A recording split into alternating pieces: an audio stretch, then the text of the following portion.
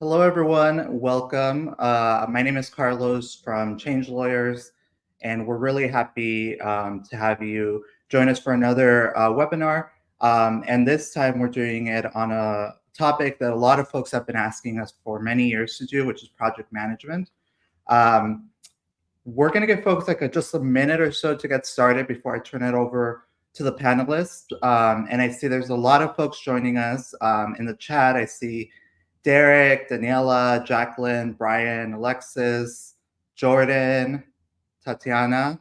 Welcome. If you haven't done so already, let us know who you are. In the comments, drop in your name and your location. Where are you joining us from? I'm seeing folks from all over California, lots of SoCal, lots of LA. So welcome, LA, UC Davis, Oceanside. Hi, Lindsay, Daniel. So let us know your name and your location in the chats. Welcome to all of our summer fellows. If you're part of the larger Change Lawyers community, welcome as well. We're really excited to have this webinar for you all. Like I said, this has been one of our highly requested topics. We did a poll last year, and this was among the top 3 topics that folks wanted to learn more about: how to project manage as a lawyer, particularly as a younger, newer lawyer, and as a person who is first generation in the field. So we're really happy to be talking about this topic today. I just want to do a couple of quick FYIs.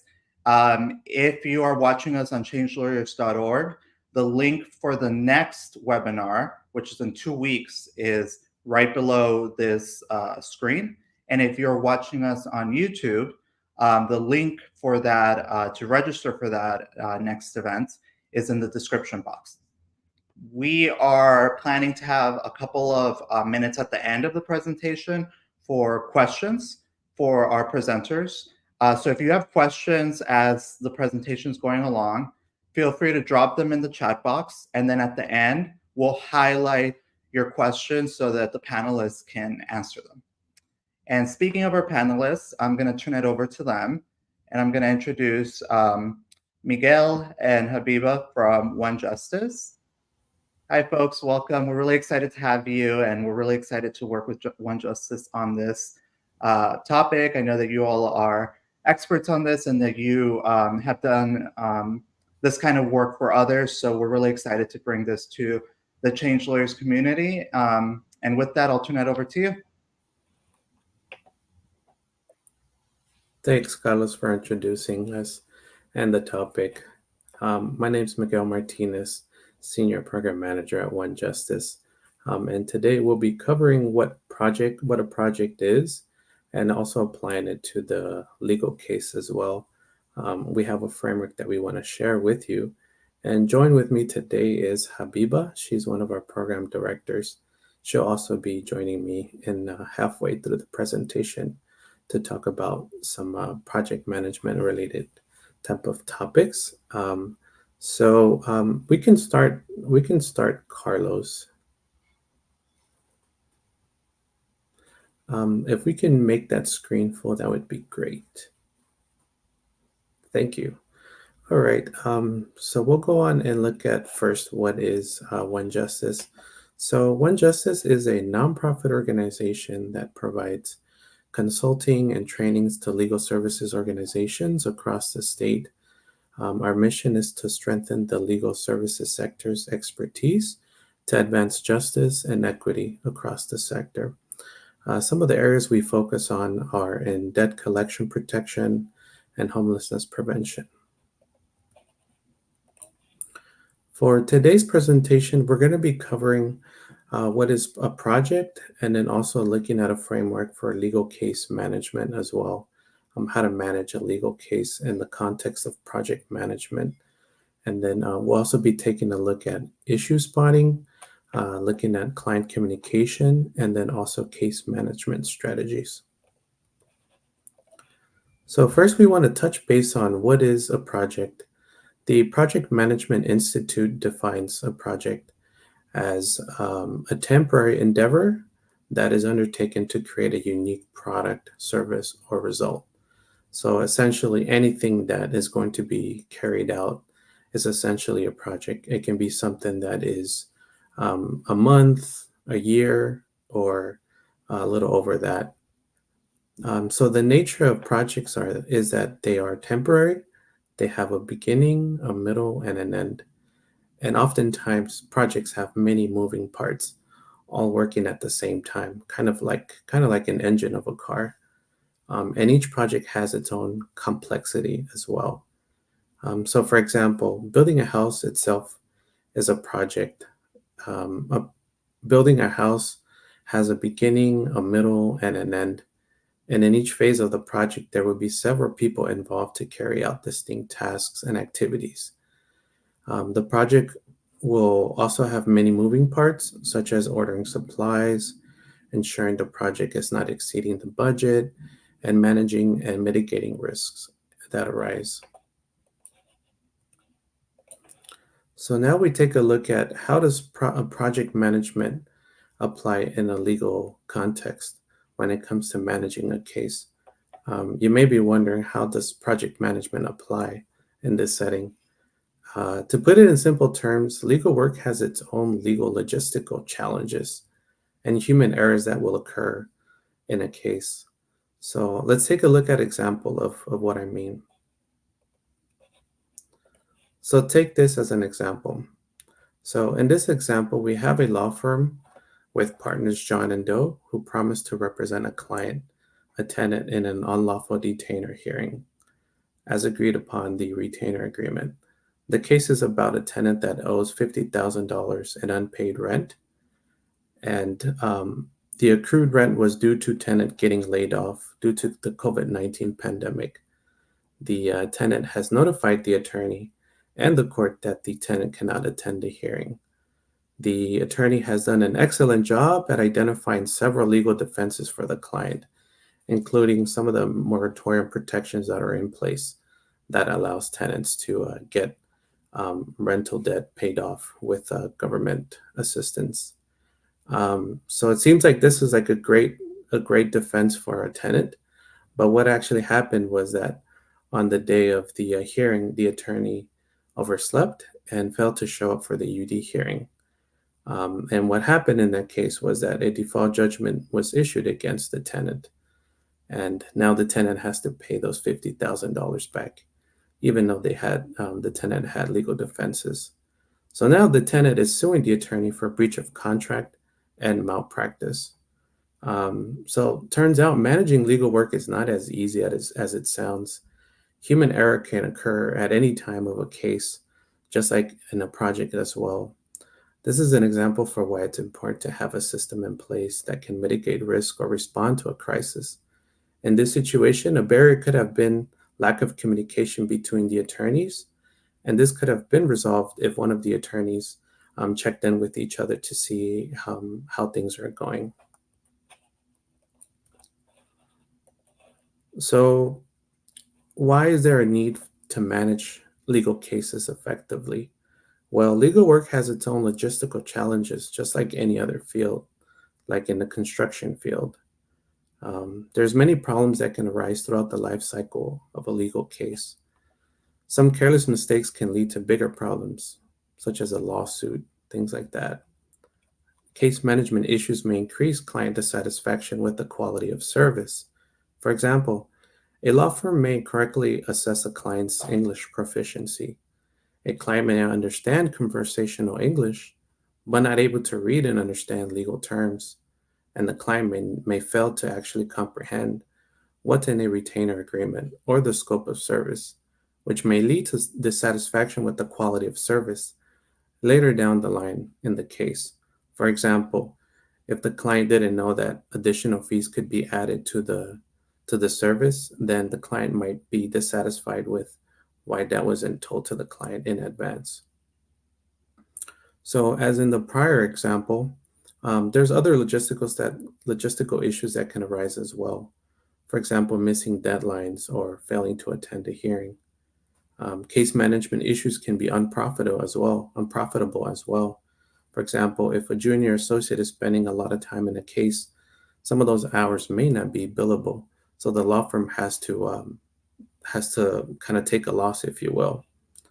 And a client may only be able to afford what had been originally agreed upon, and the client's budget may affect the outcome of the case itself. These are only a few logistical challenges that can arise in a legal case, which brings the reason for a system that can actually manage a case effectively. It's something that can take into account communication, how everyone can be involved and understand what's going on throughout the process of a case, and a system that would need to communicate any risks that arise. And a plan should be in place to manage those problems, ultimately to mitigate any liability. What a project management system does is it takes these variables into consideration to ensure a project is carried out successfully with little to no risk. So let's define what project management really is. According to Project Management Institute, project management is the application of the knowledge, the skills, tools, techniques, and activities to manage a project. The American Bar Association has dedicated a handbook specifically on legal project management, knowing that this is an important area of the law when it comes to managing cases. Attorneys are well qualified with understanding the law, and they go to law school for learning the law. But when it comes to, doing project management or managing a case, it's something that sometimes it's learned as you go on the job. So a framework we'll be discussing today is a project and legal case management framework, which is an adapted version of the ABA's handbook. So legal case management is the practice of defining a project scope and case scope. It's the practice of staying organized to manage the process of the case effectively. It's also the practice of evaluating the case and building efficiencies and best practices along the way. The framework that you see here on the right-hand side is the one that we'll be discussing, and there's 4 parts to this framework. The first part is looking at defining the scope of the case and the project as well. And it's also planning the actual case and planning what that project will look like. And then also managing the process of the case. A case can last maybe a couple of months or a year. And it's easy to maybe lose sight of certain small details, which later on down the line could actually be a liability. And then, of course, the last part is conducting an evaluation of the legal case. So the first phase of our legal and case management is defining the scope of the case. And what this entails is gathering a lot of information to understand what's it going to take to take on this case. For example, it's conducting a conflicts check, making sure that things are okay to represent this client or to help this client. Another thing that is done is conducting an intake interview to gather as much information as you can about the client and then the case itself. A lot of different intakes gather specific information. So, for example, for us, I've managed some of our legal clinics here at One Justice, such as expungement, DACA, things like that. So, for each case, there's specific information that we want to get about the client that will help us understand how we're going to manage this case as it is being implemented.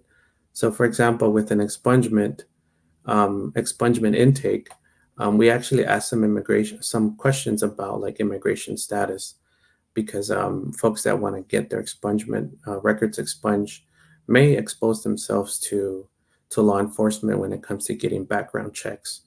Depending on the type of case that is being handled, um, you should be able to design your intakes in a way where you can assess any risk that can arise. And then also assessing the need for an interpreter as well. Some clients may come in and they might not really comprehend the English language. They might be able to have a conversation with you in English, but they can't really understand documents that are written in English that have legal jargon in them. So assessing for an interpreter is key there in an intake as well. And then also other special accommodations such as ADA accommodations, disability wheelchair access, things like that. And also in special circumstances when the client is faced with maybe a domestic violence issue, you may want to ask if the client is in a safe space to talk to you. And then for litigation purposes, having specific questions around, something that will assess counterclaims and affirmative defenses. Most importantly, it's about identifying the client's goals and what they perceive success to be. So, for example, a law firm may identify some strong defenses for the client, but the client may not want to go to litigation. The client might want to do something else. For example, if the client is trying to handle an issue with their maybe brother who's an owner of a house or an apartment, and the client happens to be a co-owner, the client might not want to take his brother to court. So assessing what the client's goals are is important. Law firms may be able to have like other, defenses for them and say, you're going to get a lot of money if you go to court and sue your brother, you'll get $1 million. But that's not probably what the goal for the client is. Probably the goal for the client is just to, have a conversation with his brother and have your a legal team in place to help them sort that out, negotiate things like that. And of course, assessing what the client's goals are is going to determine the client's what strategy you're going to take for the client's case, and it's going to determine the client's budget as well. So this leads to the retainer agreement. A client should clearly understand what the scope of representation and strategy for the case will be. The retainer agreement should list out what services will be provided. That way the client clearly understands what is going to be done. And it should also list the fees that are going to be associated with the case. It can be the firm fees, court fees, and other fees that may arise. And then also how to end the representation. The client should be able to understand that. And then also who will be involved. Let's go to the next part of the project management, which is phase 2. So phase 2 involves project planning, and this is pretty much planning everything that you need to do and conduct throughout the life of the case. So we throw a term that's called mapping out the process, and this pretty much involves identifying step by step what assignments, activities, and tasks will be conducted for this legal work. If you have a case that is going to last 6-7 months, it's best to have like an outline of what you're going to do in every step of the process. It involves having a timeline for each activity as well, and having due dates for each task or major timelines, and roles for each team member as well.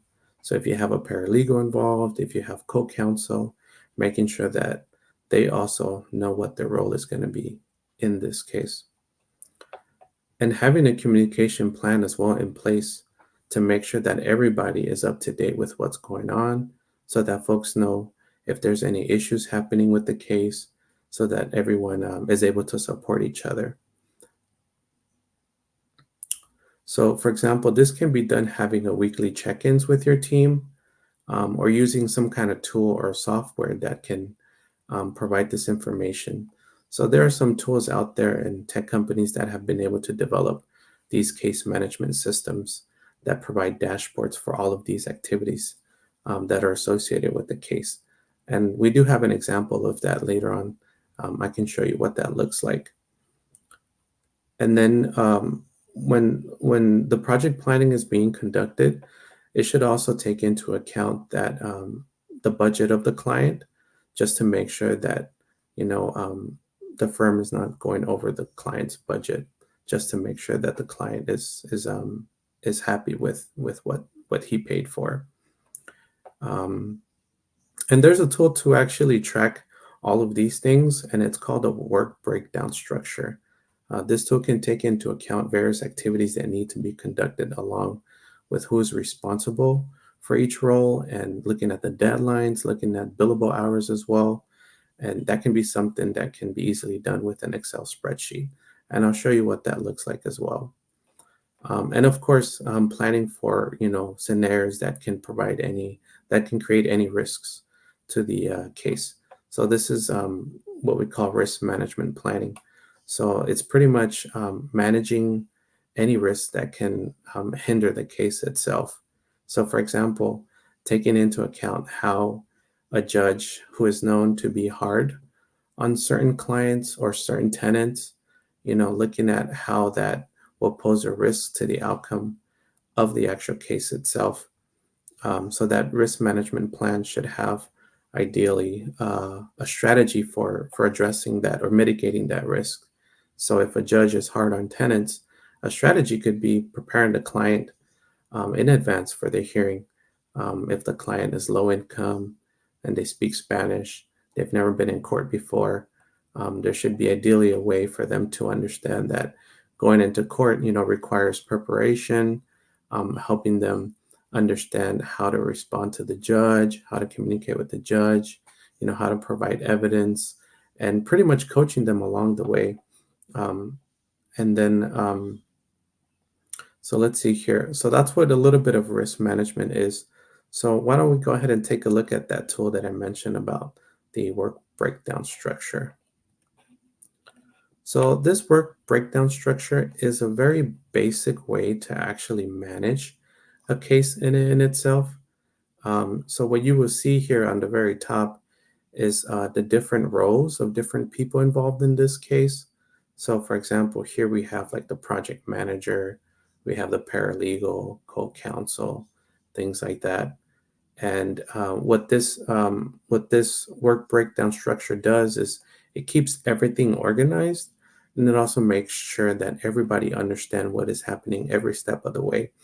So for this specific example, what we have is a transactional case, and there's many steps involved in this transaction. And the first part that we see here in the red part is phase one, pre-acquisition. There, what we have is the different activities associated with that first phase. And of course, there's many, many more phases involved there. So for example, in that second red box, you see phase two, team sheet letter of intent. But for right now, what we have here is that first phase. And in that first phase, there are different activities that are associated with that specific first phase first. So another thing that you see here is that it also tracks the billable hours for each specific activity if it does apply. So you see certain things that you could bill in there. And here in that yellow box, it has 10 billable hours. And then also what it also does is actually tracks if there's any issues happening with any specific activity. So for example, in the box where it says task status, the first three activities have been completed. And there's some notes in each of those activities as well where it says notes. It provides a description of what's happening there. So for this specific example, there is an issue that the team experienced, and that issue is that one of the attorneys here had an emergency and wasn't able to actually take on additional assignments. And then later on down the line, we'll also share a little bit more of what else is happening here. Why don't we go ahead now into phase three then, which is implementation and process management.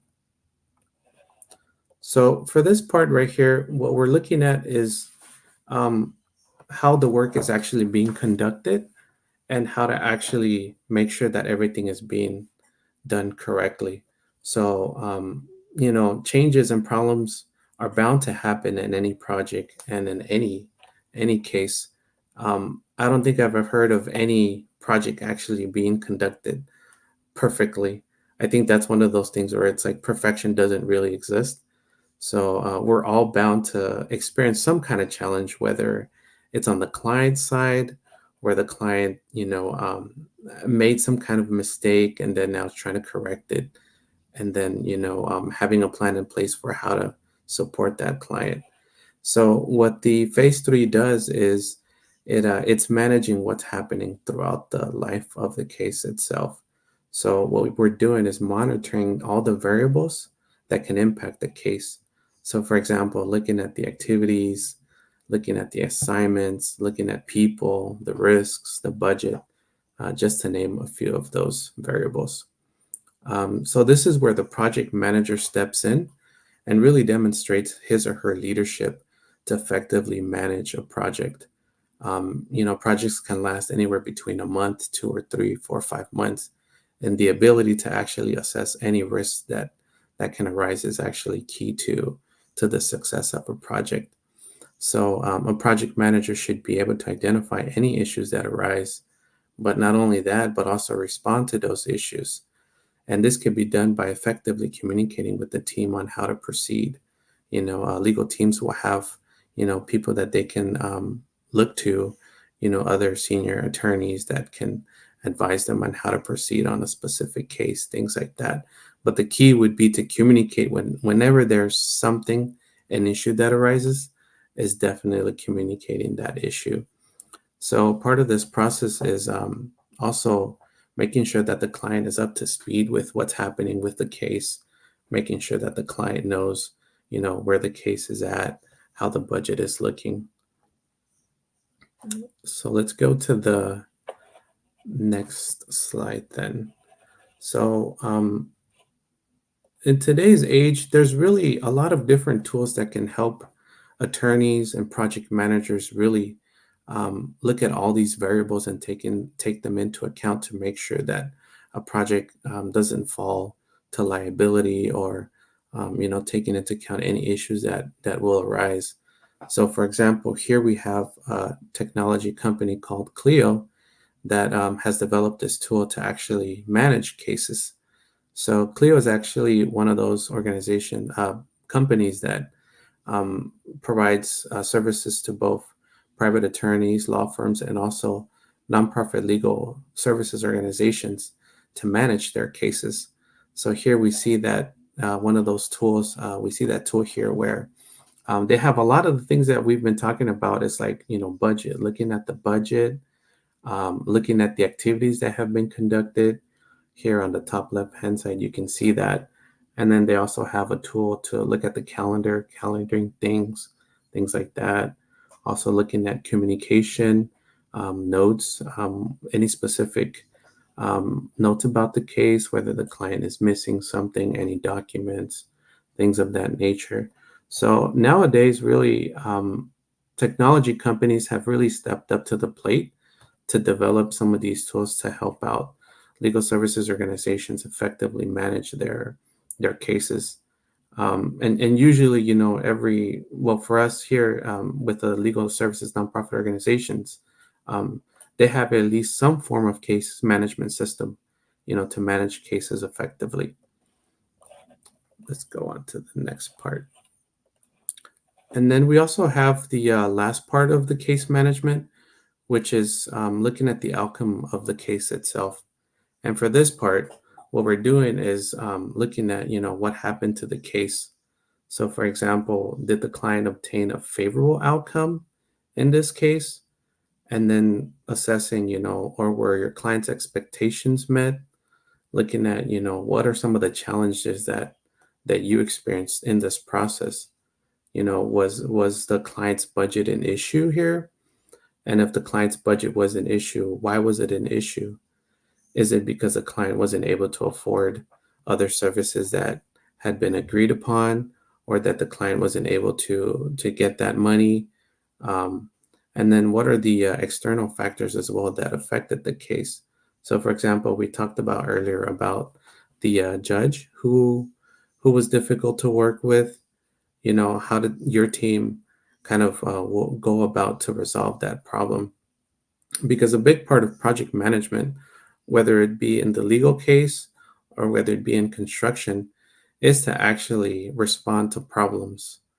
Problems could be in the form of, an attorney's not showing up to their appointment in the hearing, or another problem could be that, for example, for us in the expungement cases, if folks changed their address and when they submitted their petitions, they had a different address, that might affect the client themselves because, the court needs to be notified of the address changes. Otherwise, the client might never know about what the outcome of their case may be, or other specific special circumstances might have actually been challenging for the case. So if we take a look at, for example, at an immigration case where specific like immigration remedies where a child may be as a derivative in a legal support, what happens is that if a child turns 21 or older, they might not be in their parents' application. So if someone turns 21 a day after the application is submitted to USCIS, UCIS might say, we're going to reject this application because this person is no longer eligible because now they turned 21. And a lot of government agencies really, really follow strict protocols and policies about, we really have to follow things. We can't just let things go. And then looking at, how does that one action itself, delivering or sending, mailing the client's application one day after they turn 21, how does that actually affect the client?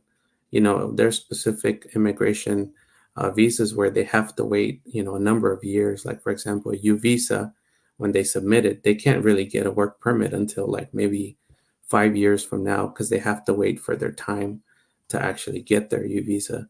So if the person had submitted their application late, they might not be in the pool that will get their work permit 3 years from now. Instead, they have to go with the other pool that has to wait for their application to be approved 6 months from now.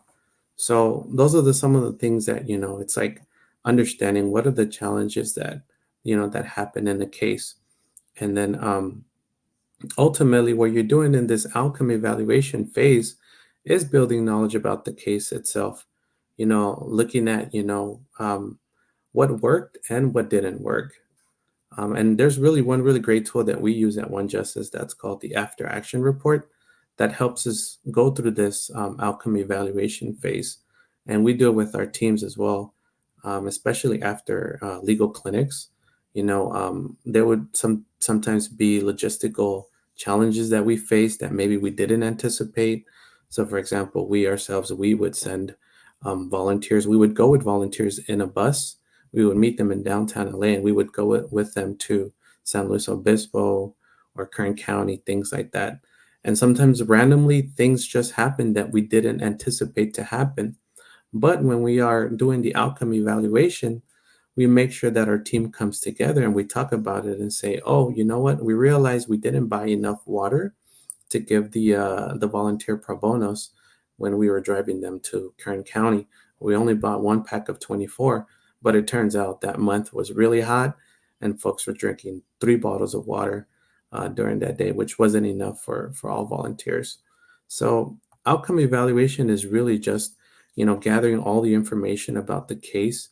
It's looking at, what worked, what didn't work, and how do we build on developing a new strategy or adding to a strategy that will improve outcomes in the future. And I have an example of what that, let's see, the after action report looks like. So here we have a basic after action report. So for this one, it goes back to the pre-acquisition work breakdown structure that we were talking about. So you can see there's a couple of things that is being assessed here. One is the strengths of the case. The other is areas for improvement. So right here in this areas of strength, they identified 3 things that really work for them. So for example, they identified that a prior staff attorney's work plan helped them to actually carry out an acquisition within their team. But the key here is looking at, what were things that didn't work that maybe could be improved later on. So for this one, they say that the challenge was that new tax laws took into effect in that year that required new tax forms to be created. And what happened was that, the team kind of had to find out, what those tax forms were, or that also that, the attorney on the case found out from a working group or an email that it had just been updated, those tax forms. And then the case management system that they were using, that technology tool that they were using, didn't have the updated form because that tool actually only gets updated maybe once a month or something like that. So that tool failed to actually update that new tax form, which can pose a challenge to them, to their team, if they have deadlines they have to meet, things like that. Or if the client says, you know what, I need this transaction done by X amount of time, and if that adds more additional fees to the client might be dissatisfied with that. So for here, the the after action report also provides a recommendation for how to improve this case in the future. So here you see that there are two different recommendations that they provide. The first one is that the firm should hire someone that has expertise both in tax law and also transactions. And the other recommendation is that the case management system should be updated on a regular basis. That can be something like on a daily basis or something. That way, the team is not struggling to download or research where where the document or forms are at.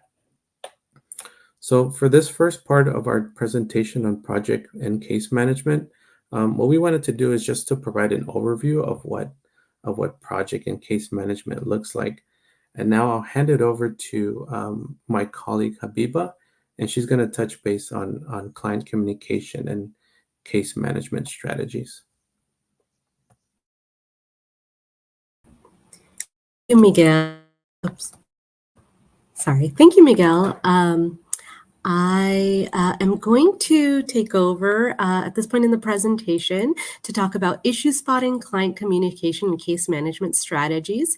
So building off of all this fantastic information that Miguel just provided on legal project management and the importance of case management, let's jump into a hypothetical.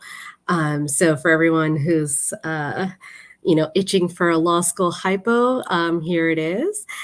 So I'm going to do an immigration intake scenario. My background is in direct immigration legal services before I joined One Justice. And so I hope that this is of interest to everyone. So what I'm going to do is go ahead and read out what's on the slide. I know that the text is a little bit small, so I'll go ahead and read it out loud.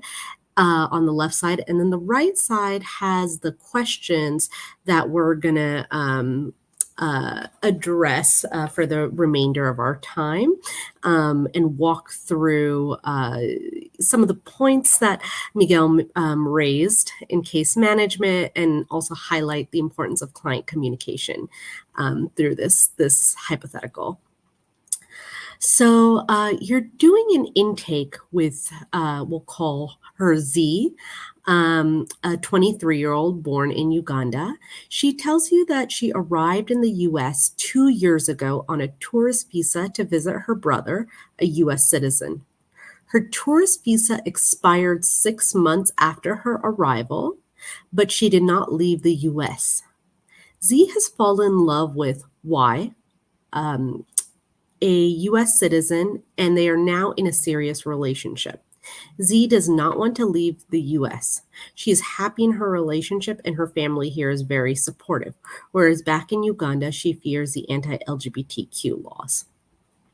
So with this hypo, want folks to take a few minutes, and for the interest in the interest of time, I'll give 3 minutes. I know that's not a lot of time, but we'll be working through these questions together in just a moment. To go ahead and drop in the chat as you think about these questions. First, what facts are relevant to note in the intake? 2, what follow-up questions do you have for Z after hearing this summary? And 3, how would you manage this case? And then the bonus, which hopefully we'll get to, although I don't expect folks to be immigration experts in here, but if anybody wants to flex their immigration law muscles, can you identify potential immigration options for Z? So give until 12:45. If folks can go ahead and drop any thoughts in the chat before we work through these questions together.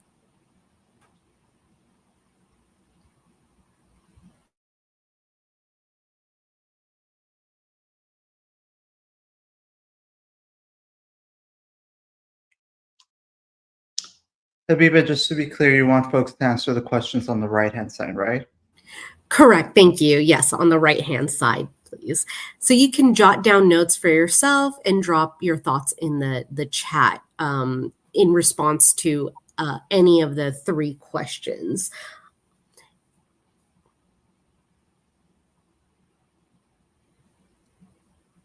So in lieu of sort of breakout sessions, this is just some quiet time for you all to do this. I'm going to put on some music. When you hear the music stop, that means that our time is up. And you said 12:45? Yes. Okay, great. Thank you, Thank Carlos, you. for doing the music. Yeah, I see that folks are starting to drop in their answers, so keep doing that.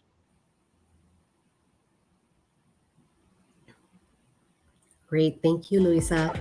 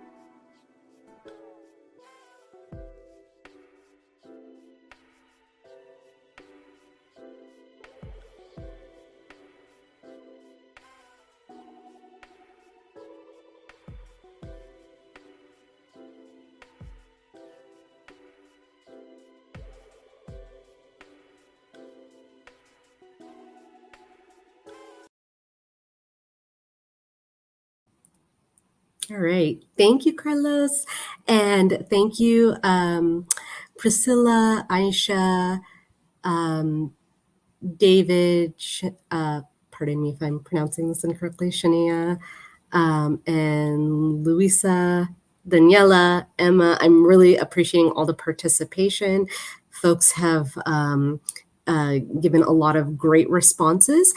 And as we transition into the next slides, I just want to note that I might not have everything that y'all dropped in the chat. This is just kind of like a walkthrough overview. So there's actually some more responses in the chat than you'll see in my next slides. Next slide, please. Thank you. So which facts are relevant to note in the intake? This is not a comprehensive list. As I can see in the chat, there have been a few other notes, but these are the ones that I would jot down initially based on the way that I used to do note taking in Clio, because that's a case management system I used. So the age of the client, 23, the country of origin, so sorry, I'm using shorthand on the slide, is Uganda. The immigration status of our client here, or potential client, is that they're currently undocumented because they overstayed their visa. Their date of entry is July 1st, 2 years ago, 22. They entered on a tourist visa. Their visa expired, as we noted in the intake, 6 months after they arrived. So that was January 1st, 2023. And we see that her family in the U.S. is her brother, who's a U.S. citizen. The intake, I will note, or the hypo, did not specify any other immediate family members for the purposes of petitioning. We just said that her family is supportive. She is not married yet, but is in a serious relationship. And as some folks pointed out, there's a fear of return, like fear of persecution due to LGBTQ status. Next slide, please.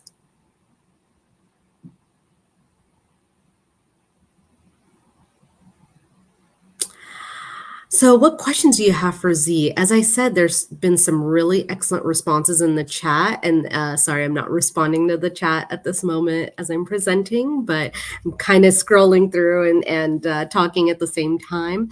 Looks like folks identified, for example, whether they're planning to get engaged or married. Thank you, Miranda. I'm seeing that. The question of the fear of return. So there are different framings of this question in the chat that folks noted. And so kind of one of the formal ways that was on our intake form when I worked at the University of California Immigrant Legal Services Centers, have you suffered past persecution in Uganda? There's, has anyone already filed an immigration petition for you? Because we don't know if the brother might have already done so. And as I noted from the last slide, that we need to find out if there are other immediate family members with legal status in the U.S. who might also be able to petition her. Next slide, please.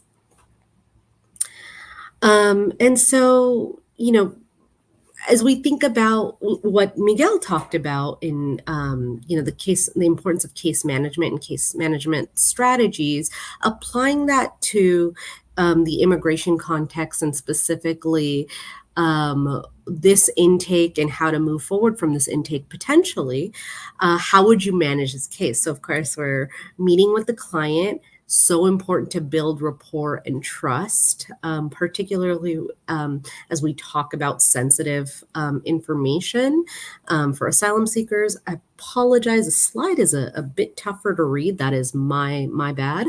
And then so we also want to ask, so in the initial intake, we talked about asking follow-up questions, and I put in quotes kind of the right questions, meaning where we get the information we need from the clients to assess what sort of potential legal case they have. Taking notes, I will continue to stress this. Concluding the intake itself, so making the client feel heard, thanking them for their time, valuing their effort in sharing their story with you. We want to make sure that the client understands if there are any next steps. Sometimes it might just be an intake. Like there were a number of folks that we do intakes with who unfortunately did not have any options for immigration relief at that time. And so we were very clear in informing them that like at this time we don't see any avenues, and so this will be an intake only. So if it's going to be a consultation only or intake only, want to let the clients know that. Next slide, please. So as I mentioned with taking notes, we want to input those notes into a case management system like Clio, which is the image that Miguel had shared. And the details really matter when it comes to intake notes. If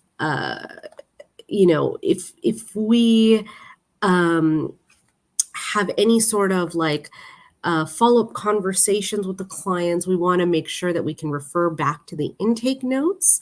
And some if there's any sort of change in staffing, or say, for example, the person who did the intake gets sick and there's like some immediate follow-up that's needed, it's always best to have more details and less details in the case management system so that folks can pick up where we left off. So again, all like notes, follow-up plans, steps, questions should be included in the case management system notes. Identifying next steps, is there follow-up needed, right? Like I mentioned, for some folks, it might just be a consultation only, particularly if it's, someone in the case of like immigration law where an experienced attorney or BIA accredited representative is doing the intake and can tell the client that, we, based on this intake information, we don't see any maybe pathways at this time, but please follow up. But if there is follow-up, like in Z's case here, we might have some research to do, for example, on the anti-LGBTQ laws in Uganda, and human rights reports, and like, in the asylum practicing community, if folks have a pulse on LGBTQ asylum cases from Uganda. As Miguel mentioned, identifying team members. So discussing this case, if you have a supervising attorney or managing or directing attorney, whoever needs to be in the know and the team. Again, identifying, what are we taking this past the consultation, even based on capacity, right? As Miguel talked about, like kind of the idea of responsible representation. Even if Z has a strong case, does your organization or firm have the capacity to move this case forward in a reasonable at a reasonable pace? And do we need to schedule additional meetings with this client? Next slide, please. So continuing with how would you manage this case? So if we're taking on the case, we've discussed it, with the team, we definitely want to make use of the calendar. It's so critical to calendar deadlines and important dates. Also, like half deadlines in the sense of like how much progress do you need to have made on a brief or a filing before the actual deadline hits. So with that, creating a plan of action, either with the supervising attorney or team if you're working solo, and working backwards from those deadlines is really critical. As we mentioned, conducting research, if you've identified that research is needed, and of course, keeping the client in the loop. So letting the client know, like, we think that you have a case potentially for asylum. You also have a potential petition through your brother, as folks mentioned in the chat. Folks are really getting to that bonus question. I love it. And so, letting the client know that you're looking into the options and give them time to also think about their choices that they want to make in their own case. And labeling the case in your case management system. So that idea is like, is this an active case? Is this a case that is like open and active? For any reason, are we moving it to like pending? Are we closing the case? And of course, the client should be informed about this. And, keeping the client in the loop throughout this whole process, we want to think about like what is reasonable. And that might look different in the context of a high volume immigration legal aid organization versus like impact litigation or cases with for housing, like eviction defense. Just the deadlines, the timelines are different in different practice areas. And so what is reasonable is really something to identify with the team and to stay consistent with. So something to, keep in mind is how do we juggle with keeping up with numerous clients? Next slide, please. So to wrap it up, and I do apologize again that this slide ended up being smaller as I look at it on the screen here. The bonus question, real quick, it looks like a lot of folks had some background. So there's, three sort of overarching areas. There's humanitarian petitions and immigration law, family-based petitions and employment-based petitions. Trying really hard not to nerd out on the immigration law piece here because that's not the point of the presentation, but just to highlight, there's potentially asylum. Folks also identified that she can be petitioned by her U.S. citizen brother, and if she gets married, there's a potential spousal petition. So with that, wanted to leave a few more minutes for Q&A and wrap it up.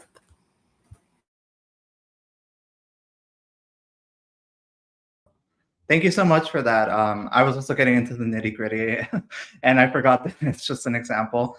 But does anyone, we have like 2 minutes left, so it's not too much time, but if there's any questions, please type it into the comments and we'll highlight it and Habiba will be able to answer it. In the meantime, while we wait for folks, you have a lot of experience and background in this. What was one of the, I guess, your early hurdles with being able to keep track of all of this, and how were you able to like overcome it when you first started out? Yeah, thank you, Carlos, for asking. I would say that, you know, I had a bit of a unique situation because I was working with undocumented students and their immediate family members. And so just kind of our practice area and scenario was a bit different. But, once we kind of got into a rhythm and routine with our center being somewhat of a startup, I would say like making the time, and this is why I emphasize over and over again the notes aspect and like the details, is that there's a lot of there's just with people coming in one after another for back-to-back appointments, it can be challenging to find the time to put in the notes. I apologize, I have a baby. I could tell. I was like, oh, it's the baby. Sorry. But yes, like finding the time to put in the notes and like always telling myself like, no, I'm going to remember this. This is so important. And then sometimes like, a few days would go by and it's like, oh no, I wish I had like written that detail down. So that's why I always emphasize like, it's so hard to make the time, especially when you have back-to-back like appointments and high volume services, but gotta carve out some time to input notes while they're fresh in your mind. Yeah, especially because life happens, right? and then those little details go away, and that happened to me so many times. So thank you for that. Thank you, folks. Miguel dropped a it looks like a feedback form in the chat. In a few hours, all of you will be receiving an email from me with sort of a roundup and a recording of the presentation today. I'll also include that feedback form link there. So I just want to thank you, Habiba, and everyone at One Justice for this presentation. And I hope to work with you all in the future. Thank you so much, Carlos. Thank you all for attending. Have a good one. All right, folks, thank you for joining us. I hope you found that useful. Like I said, in a few hours, you'll be receiving an email from me with a recording and some additional materials, including that feedback form from One Justice. And one final reminder, if you're interested in developing a mindfulness practice and even knowing what mindfulness is, which isn't super common in the legal world, click on the link right below this box. We're having another webinar in 2 weeks, specifically on mindfulness for lawyers. If you have any questions, please email me, email changelawyers@support@changelawyers.org with any ideas for future webinars. And I'll see you all in 2 weeks. Thank you, everyone.